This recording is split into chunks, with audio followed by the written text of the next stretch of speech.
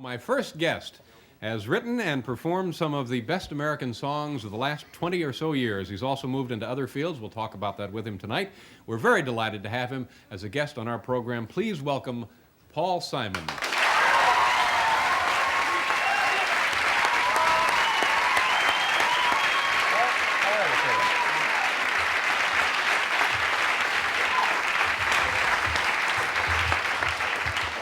Very exciting to meet you, and thank you very much for coming. You just got back from traveling with your partner.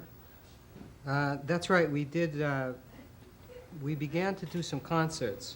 The first group of concerts since we played in the park, and we began in Japan, where we've never performed. We were always very popular, and we started in Japan, and now we're going to go and do some in Europe.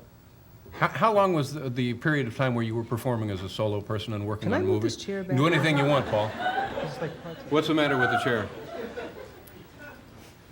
It was just a strange angle to look at you. Okay, you are, yeah. I'm much more comfortable. Let's move the desk now, shall we? Let's just move furniture. Paul Simon and I will move furniture for an hour.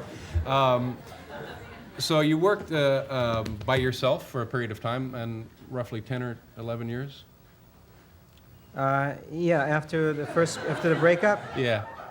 Yeah, if I look like I'm dozing, it's because I lived through that already.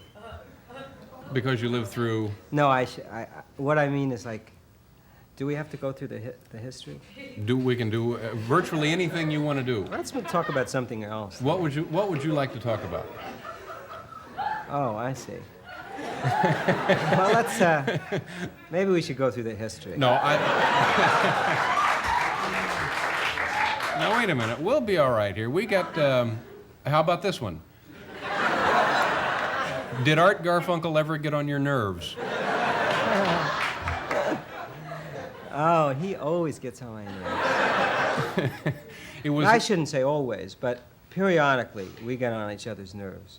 When I say periodically, I mean if we're together, then every day, probably. Mm-hmm. Like, it's like any other relationship. There are bound to be things that would. No, it has a flow to it, and in a performance situation, if you don't experience nerves in like the typical butterflies in your stomach type of nervousness, it comes out in some way, and it just you get I guess you get on each other's nerves because your nerves are heightened because you're gonna go out and perform in front of. Did you guys fight or bicker or? Well, you know, I've known Art since I'm 10 years old, so I think we've developed our own style of disagreement. You know, it's a very subtle way of irritating the other person. I must also add that we laugh a lot. Yeah. That, you know, and it's a lot. It's a very, very long relationship. It's the longest relationship that I have in my life. I don't know if you still know anyone that you know since you're 10. No, you're right. It's really odd. It's really odd yeah. to know somebody for that long. Yeah. So, it's generally good and it's fun, and he's a very unusual guy. He always was, even when he was 10. He was you know, the first time I really met him, he was in this candy store which we used to go to after we would get out of school, and he was this kid, and he was shaking boxes of Good and Plenty. And then finally, and I was watching him, you know, because I was going in to buy my Captain Marvel comic, and he was shaking these boxes of Good and Plenty. And finally, the owner of the store kicked him out, said he had to get out. And I said to the guy, why did you kick him out? And he said, he comes in here all the time, and he shakes these boxes to see which has the most Good and Plenty, and that's the one he buys, you know? Yeah, now, when we played Japan, now here's skipping 28 years later, we played Japan, and this is Art's second trip to Japan. It was my second trip as well. I had performed there in 1974. But Art was there 3 years ago. He took a steamer, and he landed in Nagoya, and he walked across Japan. He didn't tell anybody. I mean, he walked for 3 weeks in Japan. That can be done, obviously. Just Well, he did it. Yeah, definitely. But I mean, But I mean, it's not like in Europe where you vaguely can approximate the language. You know, even if you're not familiar with, you can find some language. But in Japan, you know, there's no language. And he did it. He's a very unusual guy who sings very well, as a matter of fact. Yeah, walking across Japan is. I don't know anyone who's done that. No. Yeah. Your music has become. It's everywhere, omnipresent, and It's in elevators. It's in now, how do you react supermarkets. when you hear it in an elevator and I it's love done it by in an the elevator. Milwaukee Strings or somebody? What? I like it in the elevator. I really do. I'm not being facetious. I like to hear it there. The most fun of hearing your music is when you're walking down the street and you hear somebody hum it walking in the opposite direction. Yeah. That's a tremendous thrill. It's actually a privilege, you know, to be in a position where people like what you do and accept what you do to that degree. It's a privilege. Does I it really also? feel that way. I want to know if there's a burden with that. I mean, do you feel like an overwhelming responsibility if somebody comes up and says, "Bridge over troubled waters changed my life, and I'm moving in," or something like that? I think that there's a pressure when I write that has made it more difficult to write in recent years because of the fact that because some of my earlier work and even my mid work was so successful, if I do work now that is of equal quality or even superior, when it's not as successful, it's confusing, and it takes a while even for me to sort it out. Case in point is, I wrote and performed and starred in a movie called One Trick Pony, and I derived tremendous satisfaction from writing the screenplay to this and writing the music to it and performing in it.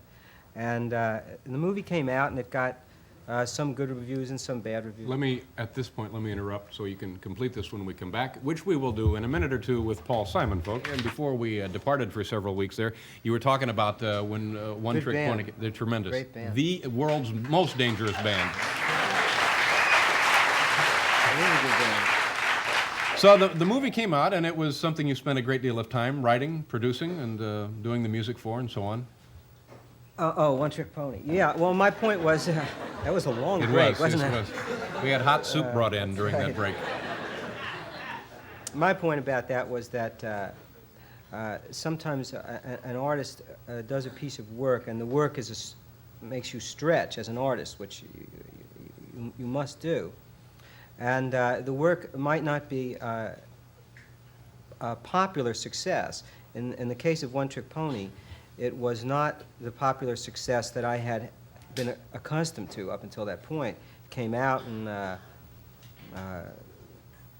some favorable reviews, some negative reviews, and had a run of maybe 3 weeks or a month, and then it went away. And for a long time, I felt very guilty about it, very bad, as if I had done something wrong, you know? Is there a sense of embarrassment almost? Do you think, what have I done here to myself? Not to myself. I felt that I had let a lot of people down because in my mind, I was so accustomed to doing my work and having it be not only accepted critically, but also to be accepted in a popular sense, in a commercial sense, that when it didn't happen, I thought I must have made some terrible error. What could I have done? What happened was that I had tried to stretch, and during the process of the work, I was very happy, as I ever get when I'm working, which is probably the happiest I ever am, is when I'm in the midst of writing, and so the process of the work was very enriching for me, and the after effect of it produced the opposite effect. So I guess my point was if I can think back to what the question was before the break, was how do I feel about these songs being so well accepted? I have a mixed feeling about that because some of the work that I do that I love and that I feel is superior is not the most popular work that I do. And you have to separate a popular artist, a serious popular artist, has to separate the quality work that you know you've achieved from the acceptance or relative rejection of. Anyway, that was my point about that. Let me ask you, you mentioned, we talked about your touring Japan and so forth, and you mentioned your concert in the park, 500,000 people, they said, roughly, or more. And at one point, someone jumped up on the stage and moved towards you. Even without that occurrence, that's got to be terribly frightening, especially in the heart of New York City. These people did not pay to get in. They certainly were not frisked. And come to think of it, it's just like our audience. Do you ever worry for your own safety on stage, or is that an element you don't consider? No, I consider it. I always considered it, and of course, after John Lennon's murder, you have a heightened awareness of it. My reaction when the guy came up on stage was, I said, "Oh, he's messed up the song." That's what's happened. It's a new song. I thought, oh, it's hard enough for anybody to grasp a new song, especially if I'm just singing it with a guitar. And now this guy's come and he's messed up the song. And my reaction was not at the time one of fear, and either was Art's reaction. He was sitting on the stage, although it's very possible that. No, he must have. He couldn't possibly have wanted to. I think what happened was that when we used to perform together, people would come up on stage all the time, but they were always bringing flowers or things. It was really a different time, and we didn't have a sense of fear.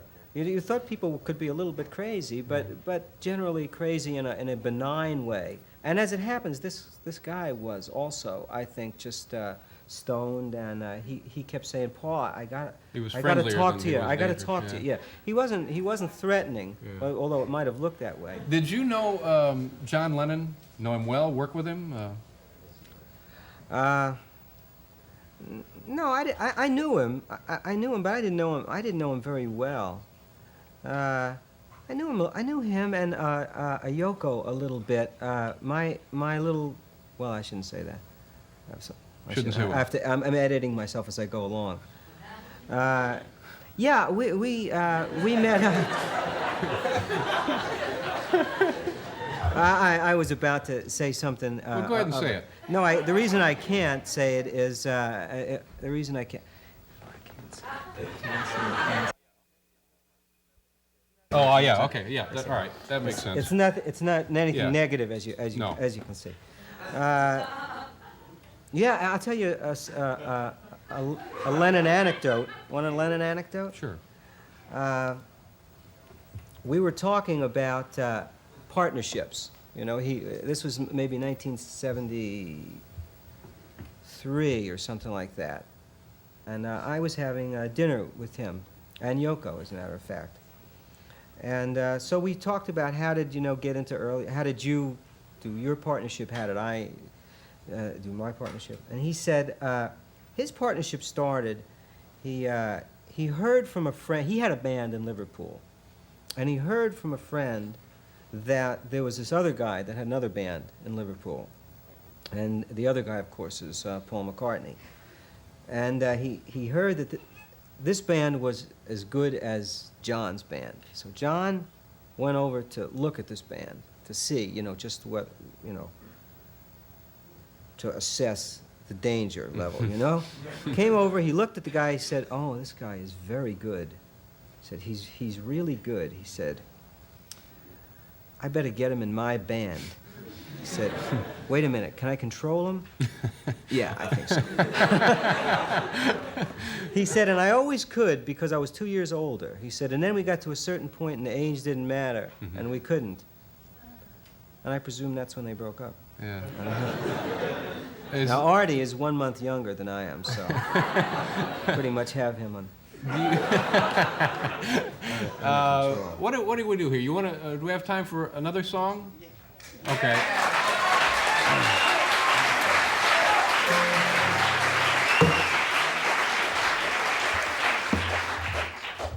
Maybe we should be singing a song together. Oh no, you don't.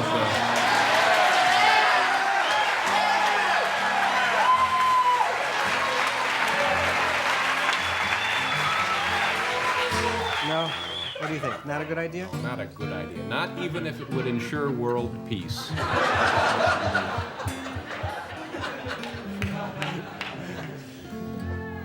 That's funny because, you know, you say that. I'm working on a song. I wasn't planning on doing this.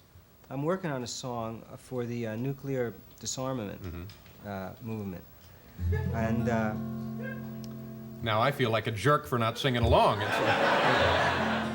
well, nobody knows the song because I haven't played good. it yet. I was wondering why somebody laughed. The nuclear disarmament movement. Suddenly I thought, wait a minute, maybe that's not hip anymore. Nuclear disarmament. I'm working on a pro-fascist song now. Very hip. Very hip now. I feel like a guy who works on whatever is happening right at the moment. I work on it.